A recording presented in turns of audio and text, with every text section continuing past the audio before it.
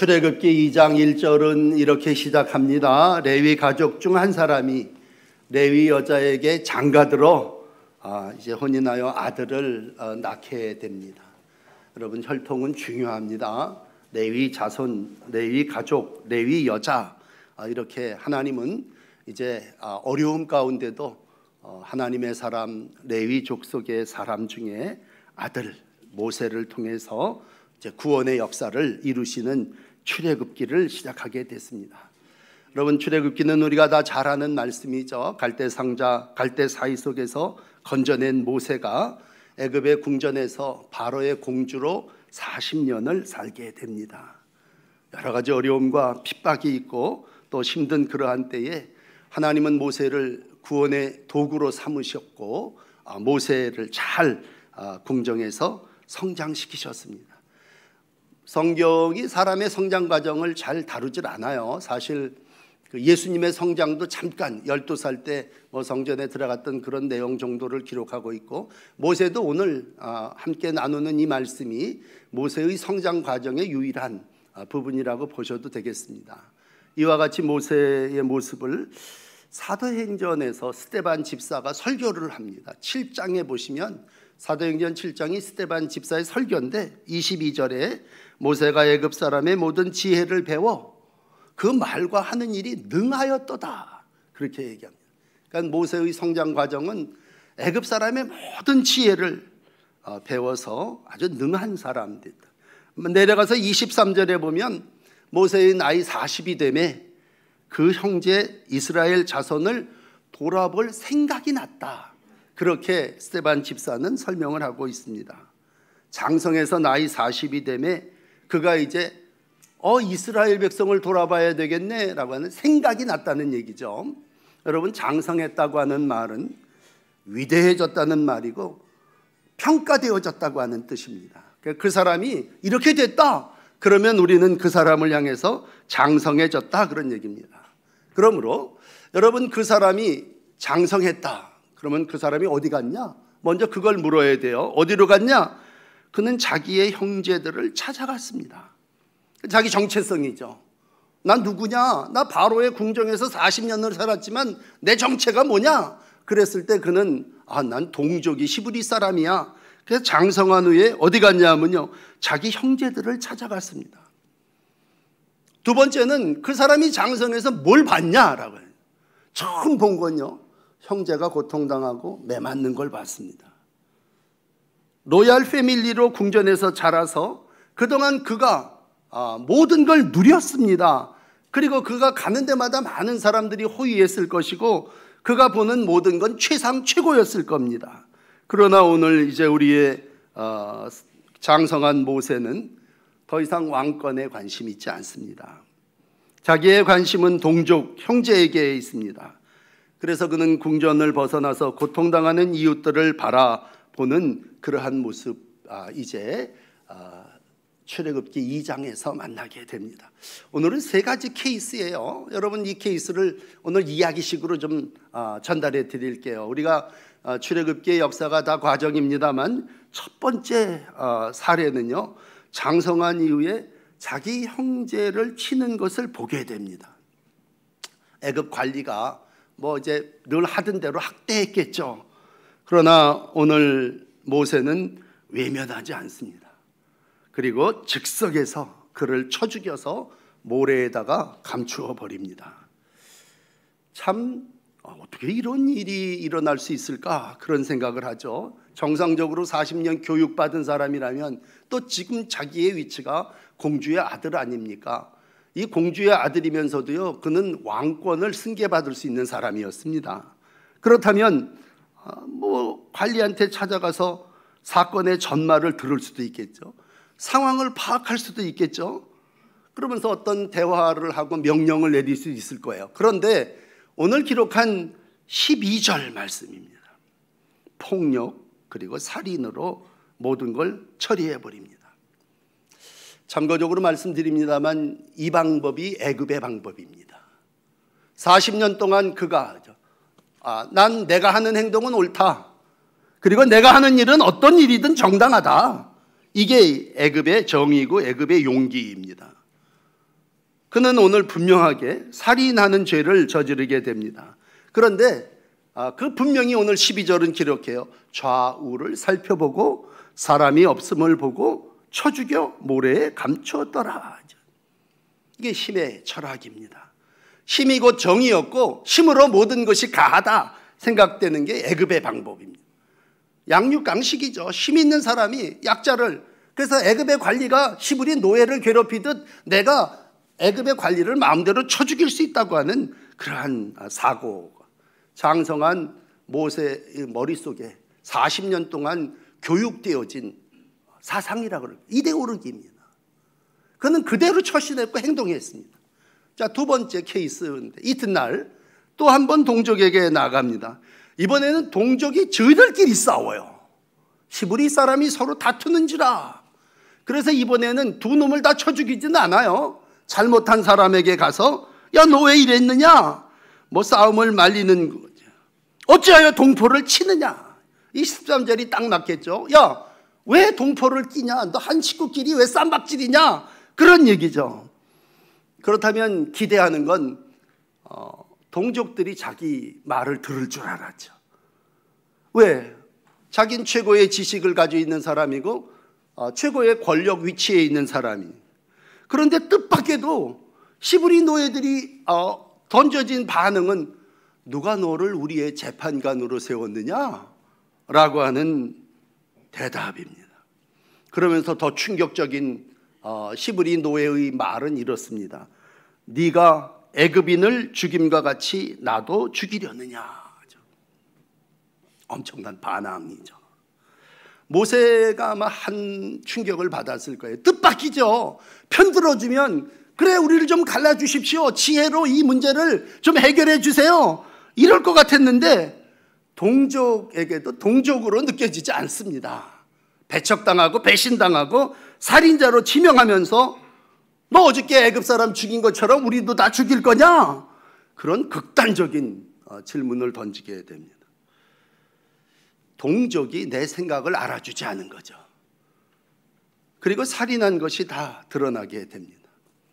오늘 우리는 자기의 생각이 있습니다. 모세의 생각은 동족을 왜 애굽 관리를 쳐 죽였고 동족 사이에 화평을 이루어 나가고자 하는 것이 모세의 생각으로 그는 40년 동안 교육받았고 판단했습니다.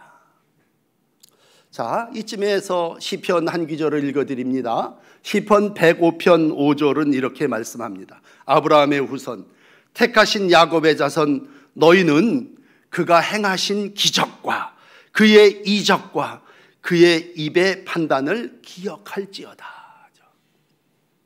우리는 하나님의 판단을 기억해야 한다는 거죠.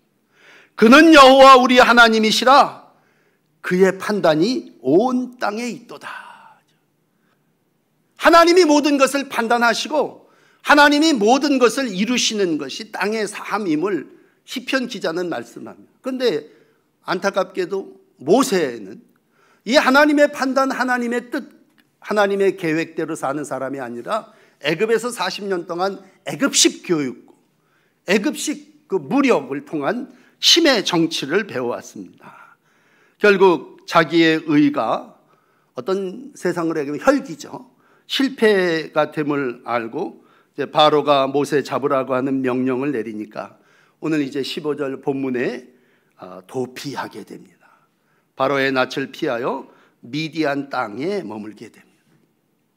장성한 모세의 이막입니다.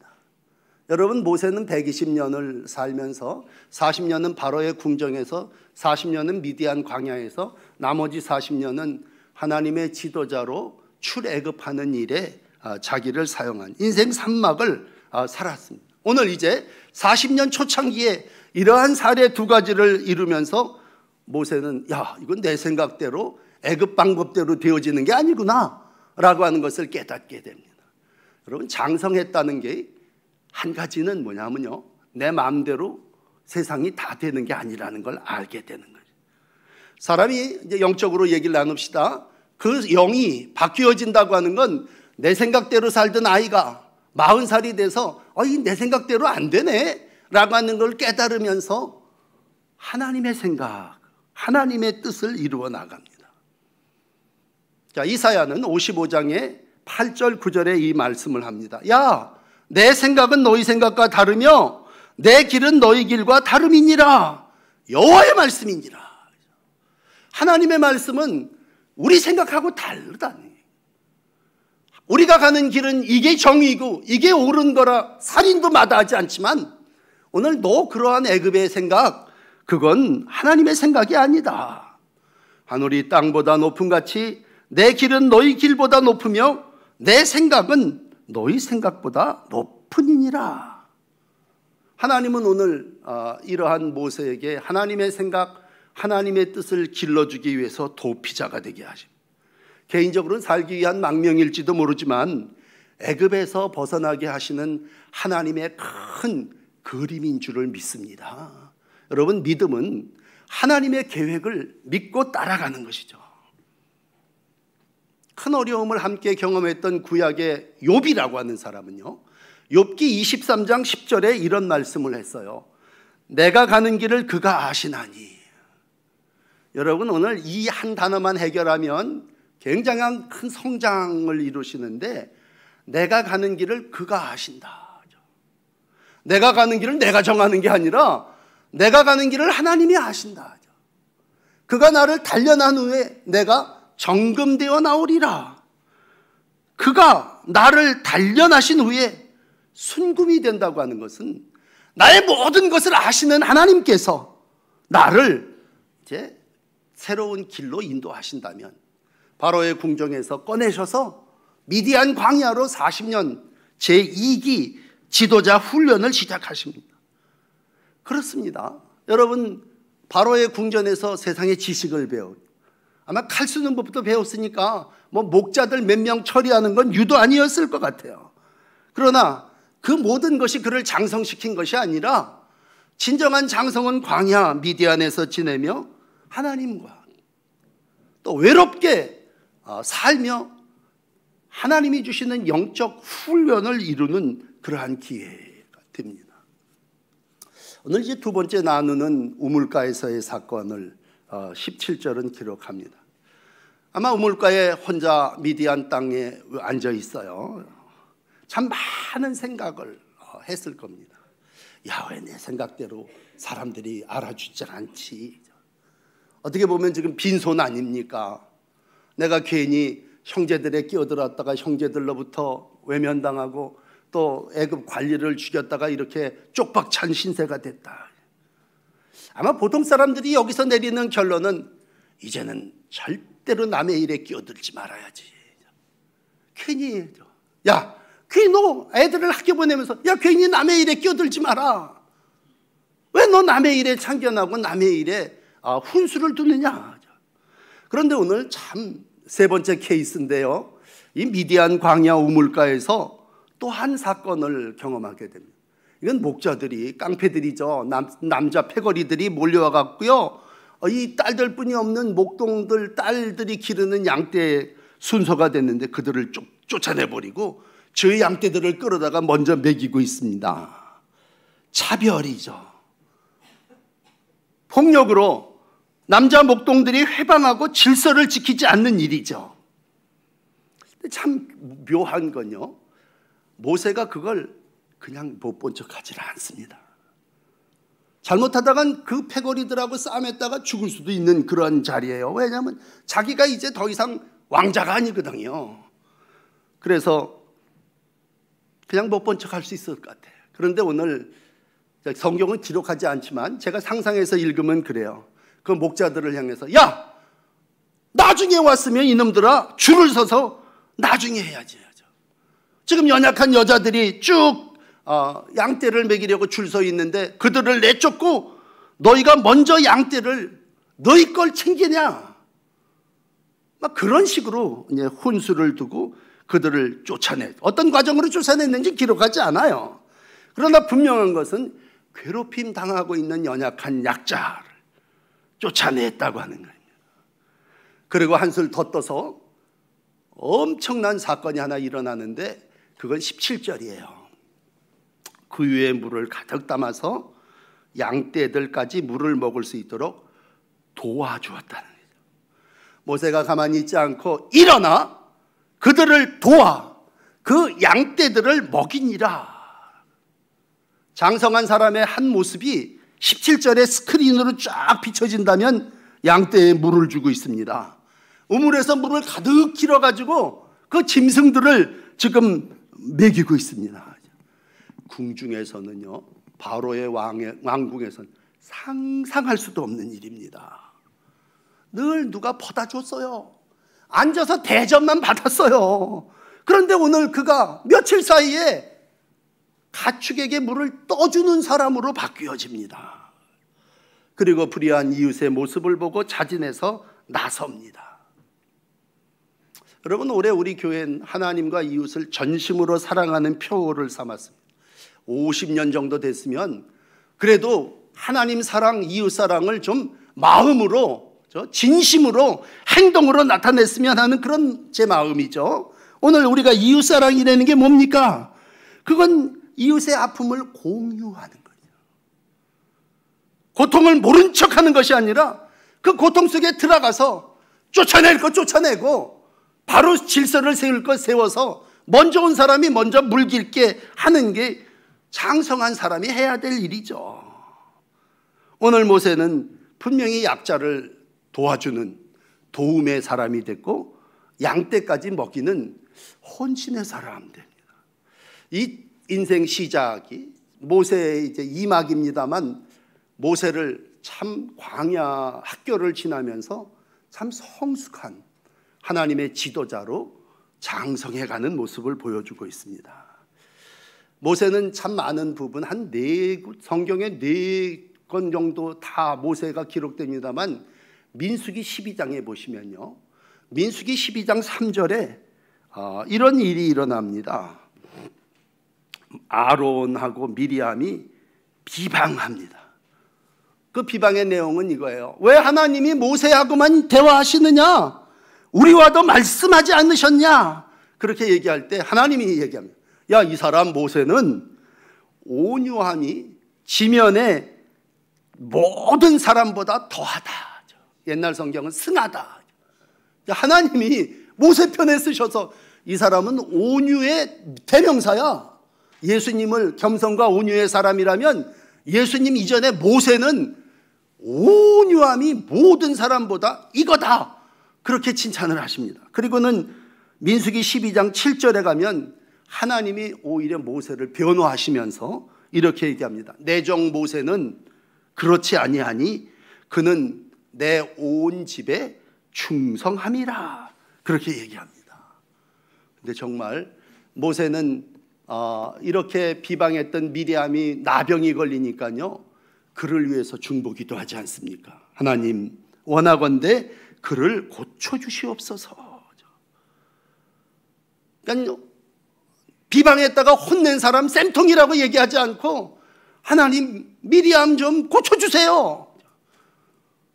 기도하는 사람. 그는 광야를 지내며 우리가 영적으로 장성했다면 2 단어입니다. 온유하다, 충성했다.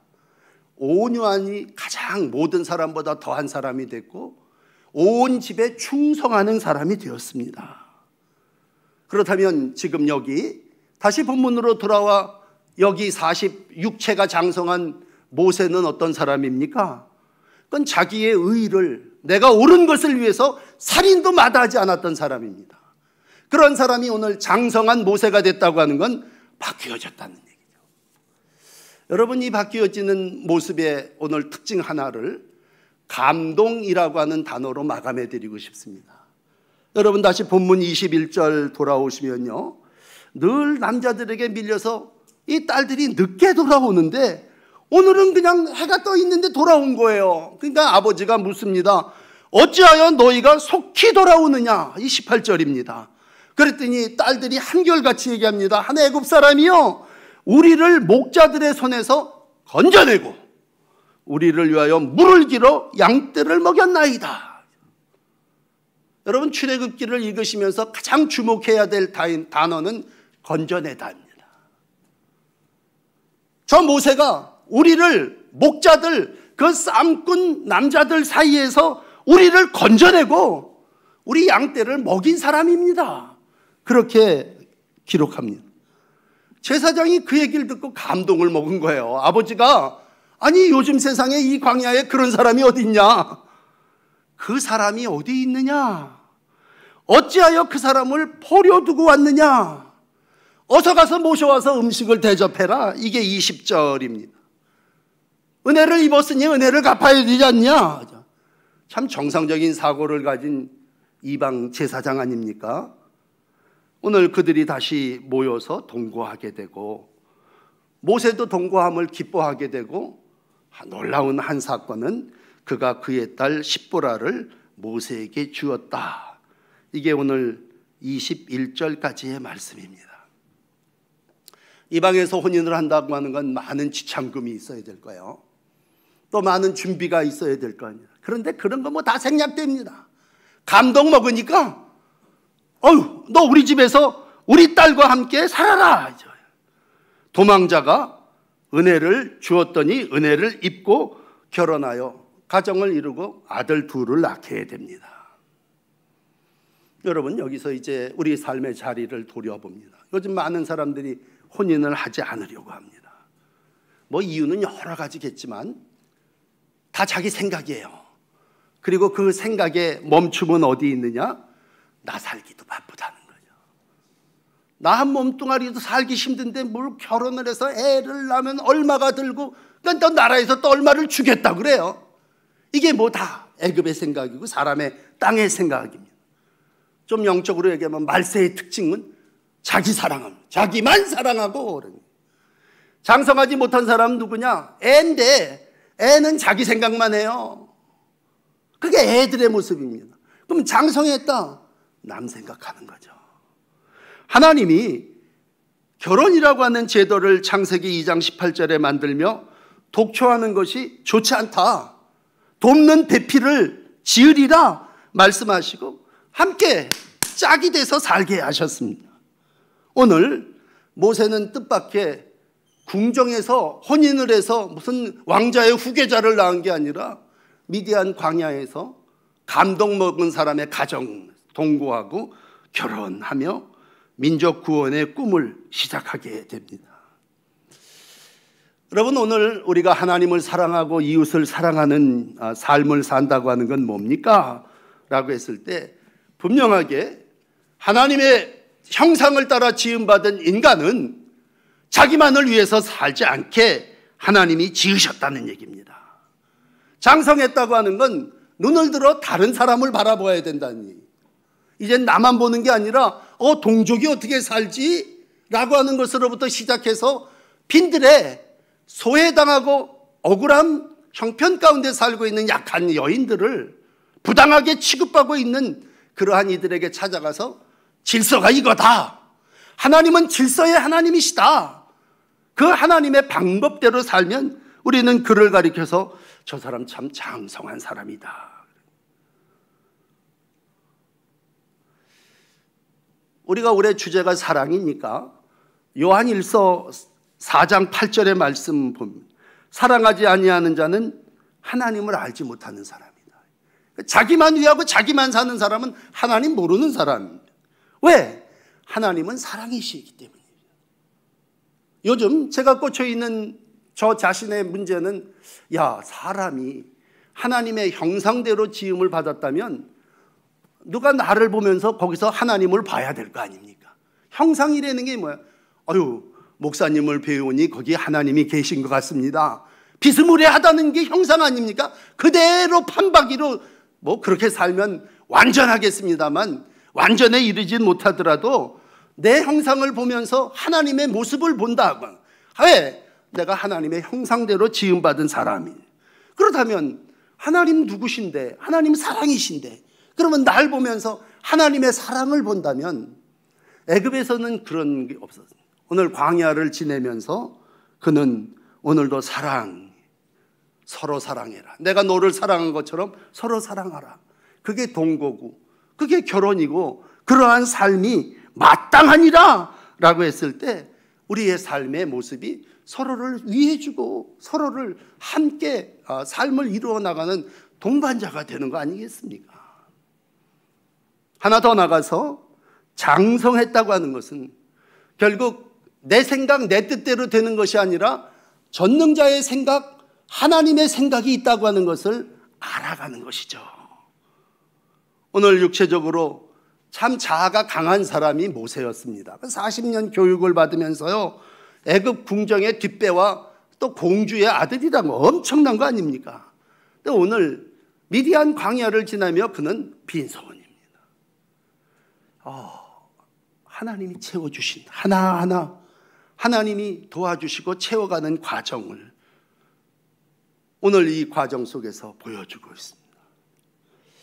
그리고 마지막 오늘 이제 모세의 삶이 40년 훌쩍 넘어간다. 오늘 짧은 본문을 통해서 이제 내일 읽게 되는 출애굽기 3장은요, 모세가 이제 40년 지나서 떨기나무에서 주님을 보고 이젠 80세가 돼서 하나님의 사람으로 이루어 나갑니다.